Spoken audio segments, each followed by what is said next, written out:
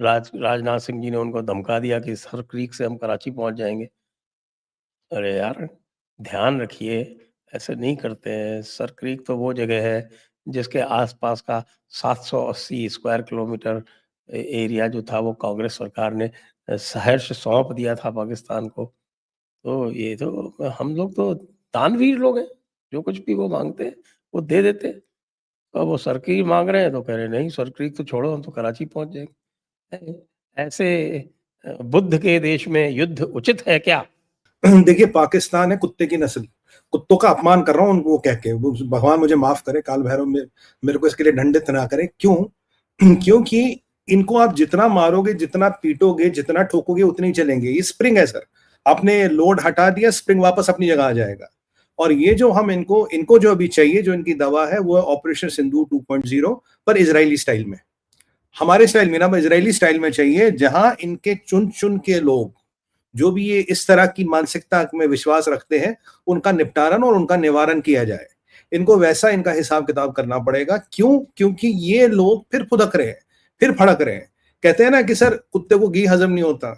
अब देसी कुत्तों को डाइनिंग टेबल पे बुला के 5 कोर्स के लिए इनवाइट करोगे तो कर खा पाएंगे क्या? ये पाकिस्तानी वही है। जैसे जब से इनको ट्रंप ने लंच के लिए बुलाया, इनका दिमाग के परखच्चे उड़ गए।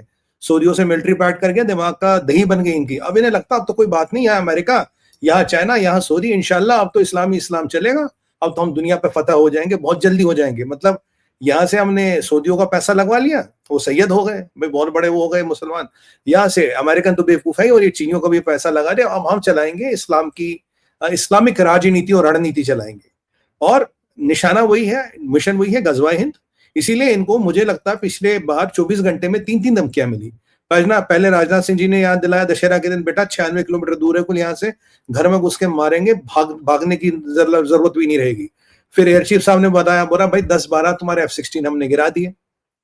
और याद कीजिए एयर चीफ साहब का जो बयान था सर, उसमें एक चीज बड़ी इंपॉर्टेंट थी। जब लास्ट टाइम में जयपुर डायलॉग में आया था, मैंने कहा था सर, वो जो उन्होंने कहा कि हमने डिफेंस हैंगर का नाम जो उन्होंने लिया था, मैंने कहा इसलिए लिया कि उसमें सबसे ज्यादा F-16 होते हैं। अब पीछे उन्होंने क्लैरिफाई भी कर दिया, जो हमने डिफेंस हैंगर का नाम लिया था उसमें काफी F-16 खड़े थे, और लगभग 10-12 तो F-16 गए इनके। उसके बाद फिर द्विवेदी साहब ने बोल दिया, आर्मी चीफ साहब ने बोला, भैया अब की बार पाकिस्तान का ज्योग्राफिया बदल के रखेंगे। अगर इनको 24 घंटे में 3-3 गणमान्य व्यक्ति देश के धमकी दे रहे हैं, तो इसका मतलब है भारत मीन्स एक्शन, भारत की तैयारी है। और उन्होंने जिक्र खासकर द्विवेदी साहब ने किया ऑपरेशन सिंदूर 2.0। अब तो पहले हम कहते थे, अब द्विवेदी साहब की भाषा में ऑपरेशन सिंदूर 2.0 होगा, और तुम्हें घर में घुस के मारेंगे और तुम्हारी ऐसी ऐसी करेंगे। और आपकी बात जीतना नहीं है पाकिस्तान या 10-20 जिहादियों को या 10-20 ऊपर नीचे वालों को नहीं, इनको बिल्कुल ज्योग्राफिकली इसकी डायमेंशन चेंज करने, एक इसको 4 टुकड़ों में तोड़ना है बिल्कुल। अब की बार जो ऑपरेशन सिंदूर होगा वो तोड़ने का, पाकिस्तान तोड़ो ऑपरेशन सिंदूर होगा।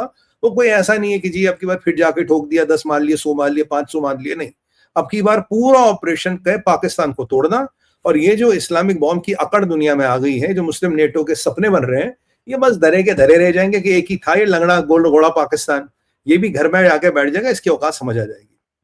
बाकी पाकिस्तान की हालत ये सर, अगर उसको लगता है कि वो अमेरिका, चीन और सऊदी तीनों के साथ, मतलब ना, he can get into bed with everybody, तो वो उसकी हीरा मंडी वाले चरित्र को पूरा दर्शाती है कि जो पैसे दे हमें कोई फर्क पड़ता नहीं। तो ये मतलब उनके चरित्र को पूरा दर्शाती है। पर अगर इन्हें लगता है कि अमेरिकनों के साथ और चीनियों के साथ और सऊदियों के साथ एक सा खेल खेलेंगे और भारत, इजराइल और बाकी शक्तियां चुपचाप बैठी रहेंगी, तुम्हें ये खेल खेलने देगी, तुम्हें लगता है कि आज हम पासनी जो जगह है वहां अमेरिकनों का पैसा लगा के पोर्ट बनवाएंगे, और यहाँ हम सऊदियों का पैसा लगा के इकोनॉमी चलाएंगे, और यहाँ चीनियों का पैसा लगा के CPEC-2 चलाएंगे, और हम बस बदरे के धरे रह जाएंगे, ये उस गलत फहमी में जी रहे हैं।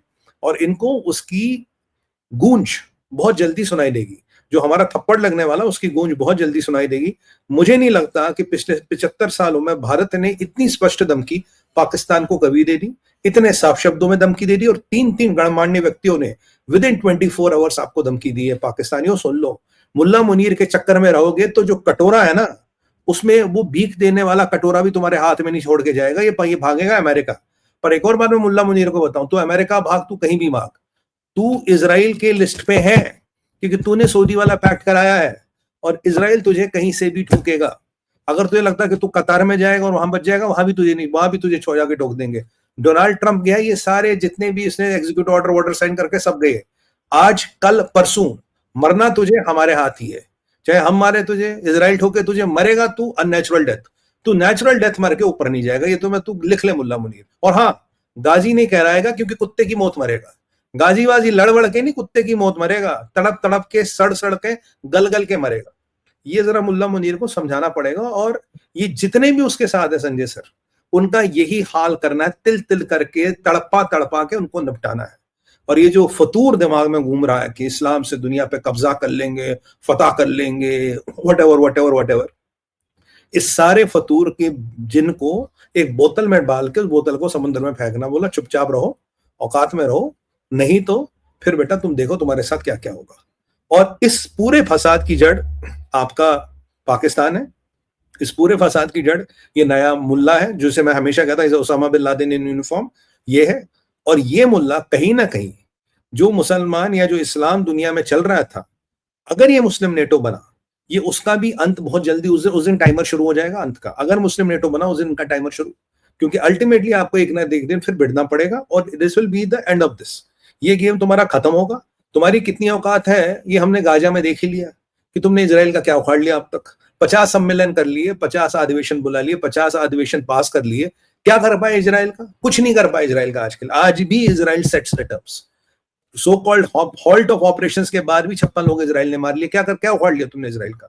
इजराइल, सुनो मुल्ला मुनीर और पाकिस्तानियों, इजराइल ने दुनिया में नए बेंचमार्क बनाए हैं। वो बेंचमार्क है कि घर में घुस के मारो, इतना मारो कि कोई सवाल नहीं पूछेगा। If you have a legitimate cause, nobody can ask you questions. अगर इजराइल के 1200 लोग तुमने मारे, तुम्हारे 70,000 लोग मरे, 166,000 आर इंजर्ड। यानी कि भारत के पास एक डिस्प्रपोर्शनेट और एक मर्सिलेस रेस्पॉन्स देने का हर विकल्प खुला है। अगर इजराइल का किसी ने कुछ नहीं उखाड़ पाया, हमारा कौन उखाड़ लेगा? हम तो उससे बहुत बड़ा देश है। ये बस करने की बात है। जिस दिन भारत ने सोच लिया हमें करना है, हम करके रहेंगे और नया बेंचमार्क सेट हो गया। क्योंकि आपकी बार द्विवेदी साहब ने एक बात बोली थी, ऑपरेशन सिंदूर 1.0 में हमने संयम बरता था। देवर रूल्स, देवर रेगुलेशंस, हम बड़े संयम में थे। 2.0 में कोई संयम नहीं बरता जाएगा। No rules, no regulations, we will dismantle you mercilessly. और वही करना पड़ेगा।